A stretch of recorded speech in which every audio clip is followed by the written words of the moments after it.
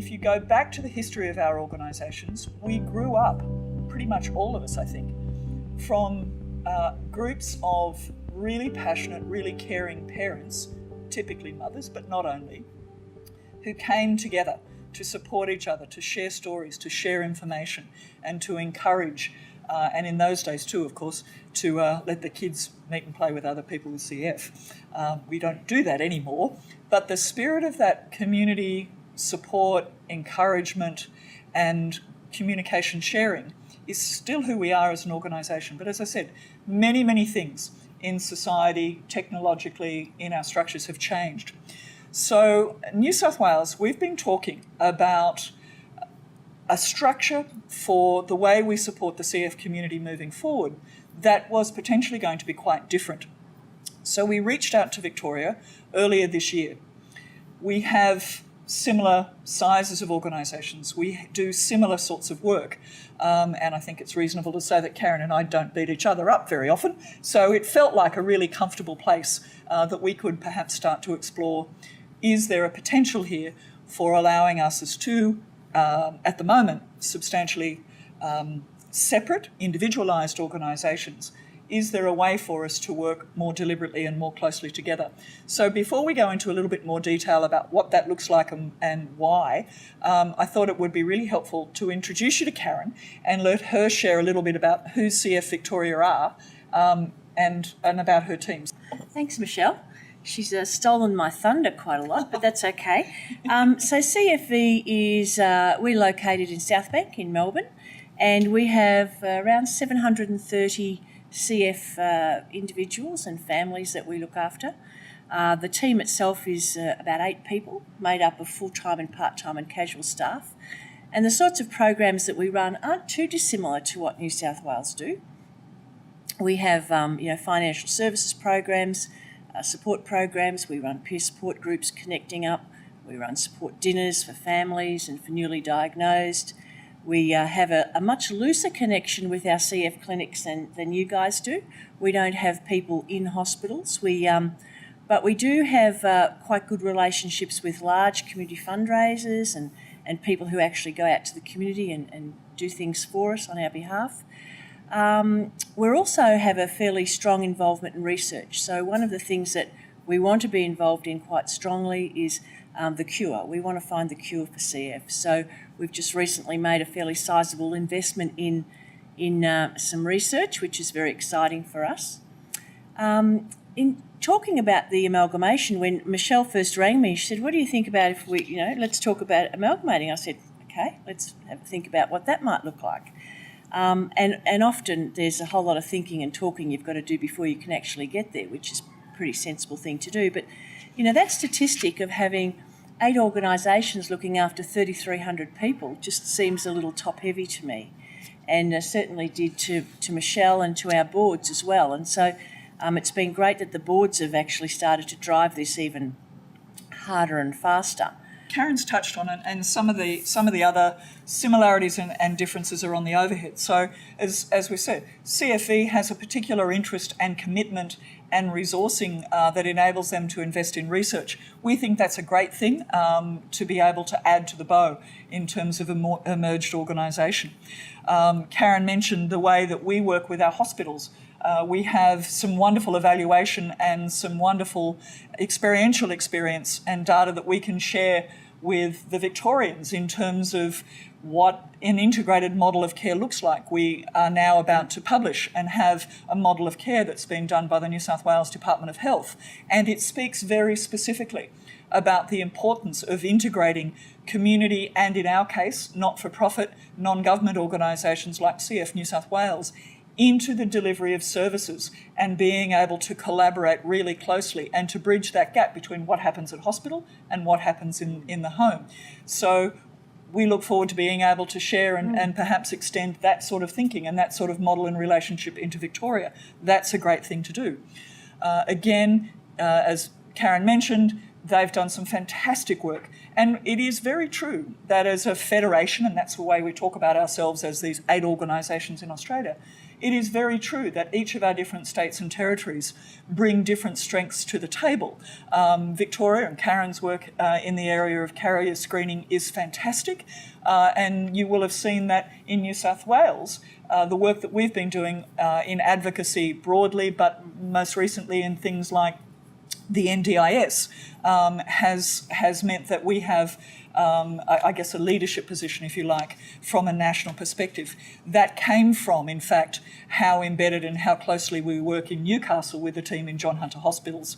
So that's a good example of where together we believe there's lots of great sharing and lots of great opportunities to extend the relationship. We also think that there is a real opportunity for us together, and in fact in my car, the taxi, from the airport to here this morning, we were just talking about let's put in a grant application together, where again we can say to potential funders, combined we represent actually just over 50% of the Australian population with cystic fibrosis. That makes us a very much more substantial and a much more worthy partner for major philanthropic and for major corporate support. And I think collectively we'll be able to actually capture a lot more of that funding. So that's a really exciting opportunity that comes from being together. And similarly, our new website, CF Buzz. Again, these things don't start and stop at borders.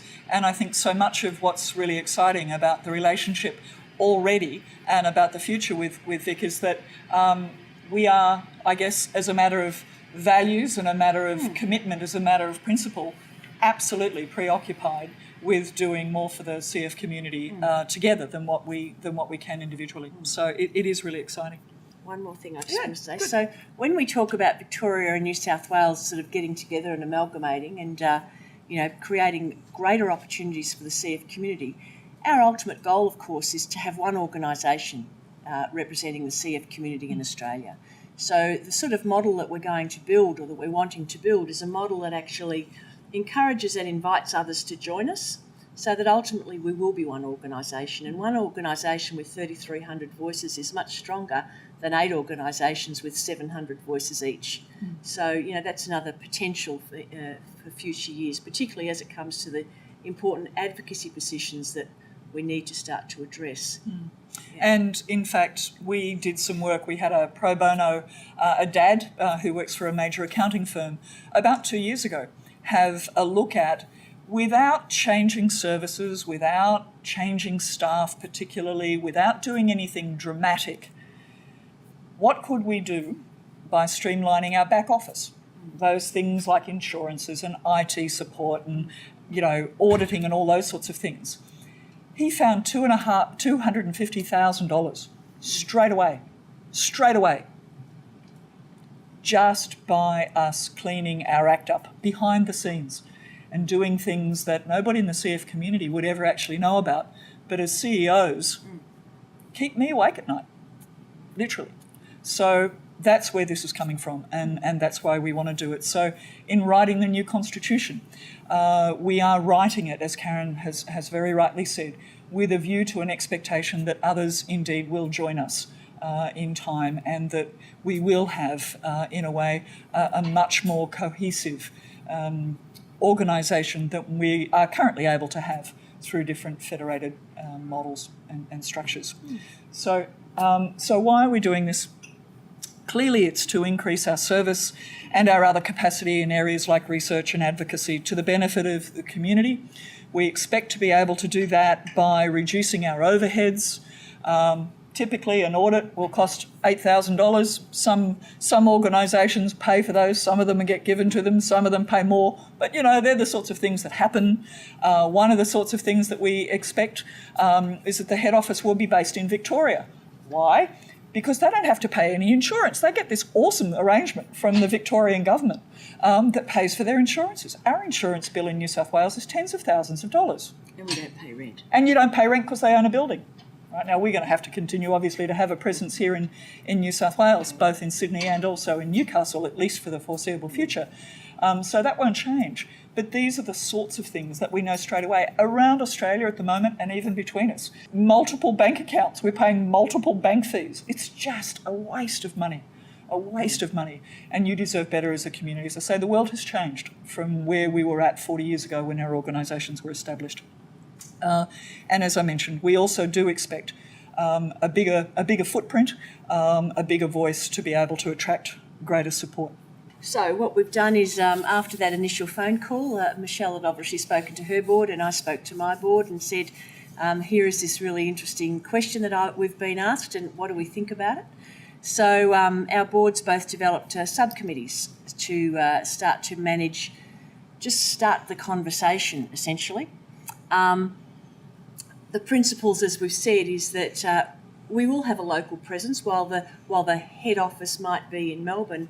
That doesn't mean that there still won't be any direct contact with individuals on the ground in New South Wales or in Victoria and in Newcastle. In one of my past roles, I managed national operations of a company. We had an office in Newcastle and an office in Sydney and an office in ACT. So those sorts of things don't change because you still need to keep that connection.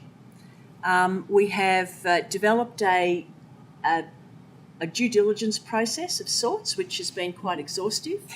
And we are just now finally sort of locking away the last 2 or 3 questions that we just need to finalise. And then in the next couple of weeks, we'll have a new constitution or a draft constitution that we can have a look at and make sure that it meets the needs of our communities, our collective communities. Can I just say, on that due diligence, for those of you that may be less familiar with that, we are both very directly accountable to you, the members of our organisations, as the custodians of the not only the money but also of the trust that you invest in us.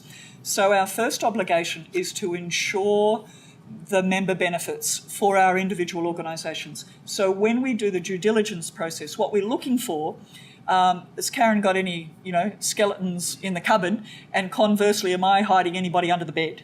So that's kind of what we're looking for, so that when we go forward as we expect to, we are absolutely honouring our ethical and our financial and our legal obligations to our respective members. And that's what the due diligence process is about. Once that process has been complete and we've got a draft constitution, obviously this doesn't go anywhere without it going to the members. We also need to decide on things like on a company structure. So, for example, Cystic Fibrosis Victoria is an incorporated association and it has jurisdiction in Victoria only. CF New South Wales is a company limited by guarantee, so that's a completely separate sort of a structure.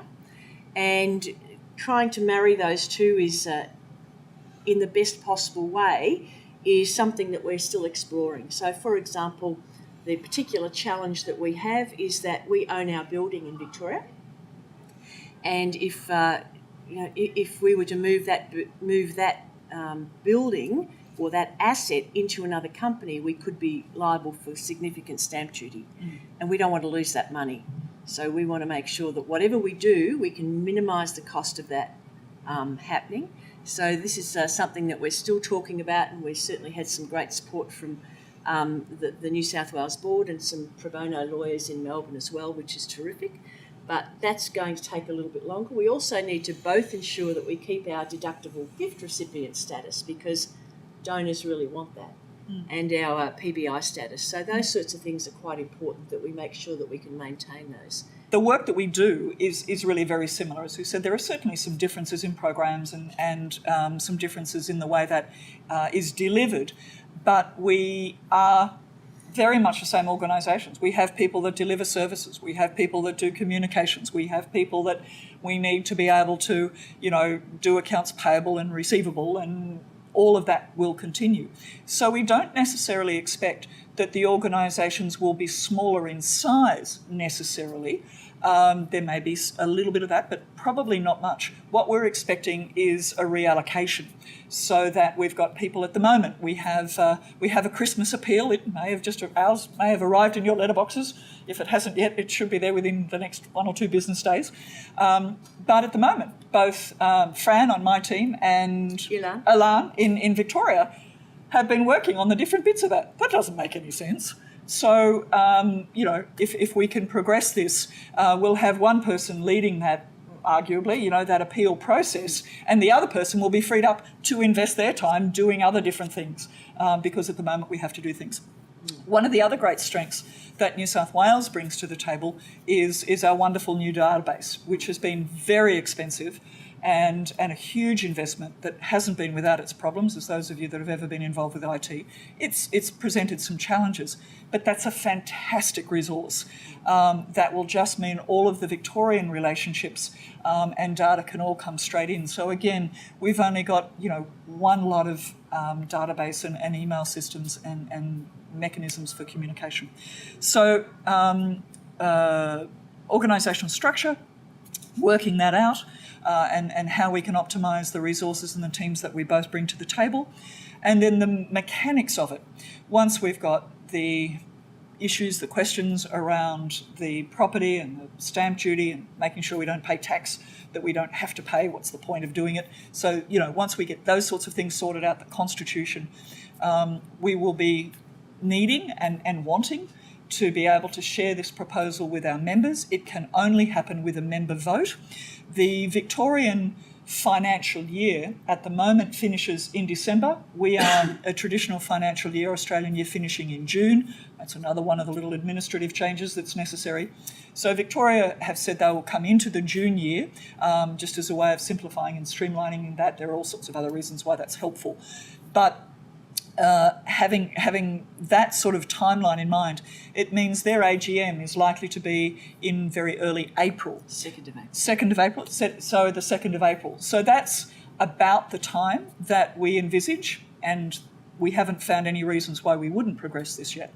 But that's when we expect that Victoria would ask their members formally to commit to this merger, and then we would put the mechanics in place, and we would obviously do the same thing, but we would have to do it through an extraordinary general meeting of our members, because today is our AGM tied to our financial year. So we would do that probably at the end of March or as close to the 2nd of April as we could possibly do it. So that's about the timeline. And then we would have a period of transition for at least 6 to 12 months while we bed things down, we find the best approach to all of the things that we've got to do. Is there any questions? What's the comparable size of the two organisations? You've got New South Wales and ACT. We had a partnership arrangement where we were working very, very closely with the ACT for a couple of years. They grew their income to the point where they decided to sort of stand alone again, and so that's kind of been a little bit counterintuitive. So similar in size of staff. We've got 12. You said you've got about 8, so not dissimilar there. Our turnover for our last financial year will be about 1.5. Yours is 1.3. We've got 900 odd people in New South Wales with a diagnosis. You've got 730. But we are certainly, I would say, the most similar organisations in the Federation. And it's also a reason why, when we approached this whole conversation, we looked to another state or territory to merge with in the first instance, rather than our national office, who have a very, very different scope of work and a very different arrangement. But that was the approach. How many of the other states have been approached? This issue has come up at our national meetings. We haven't approached anybody, but we've certainly not made it a secret that this is what we're doing.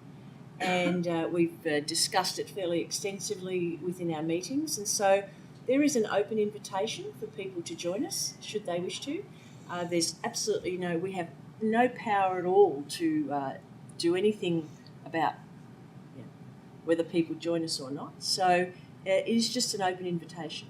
We are, I think, reasonably confident, would be my view, that once we bed this down and prove that it's worked and prove that it has worked well, not only will the executives and the boards of other organisations be keen to follow, I'd be very surprised if their CF communities aren't saying, why aren't you doing that? What role does CF Australia play now? The CFA was established by the other organisations to actually carry out a range of specific functions which they currently do. So they do things like advocacy, They manage the data registry. They manage the ACFRT, the research trust. What else do they do? And they convene the National Centre Directors meetings. Centre Directors.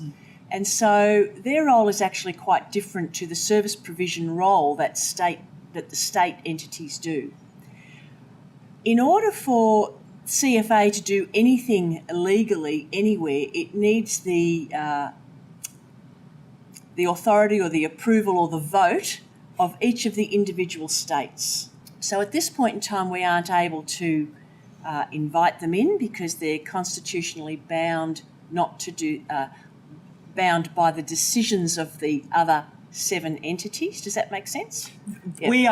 Our organisations are actually the members of Cystic Fibrosis Australia, in the same way that mums and dads and adults and grandparents are the members of CF New South Wales or CF Victoria.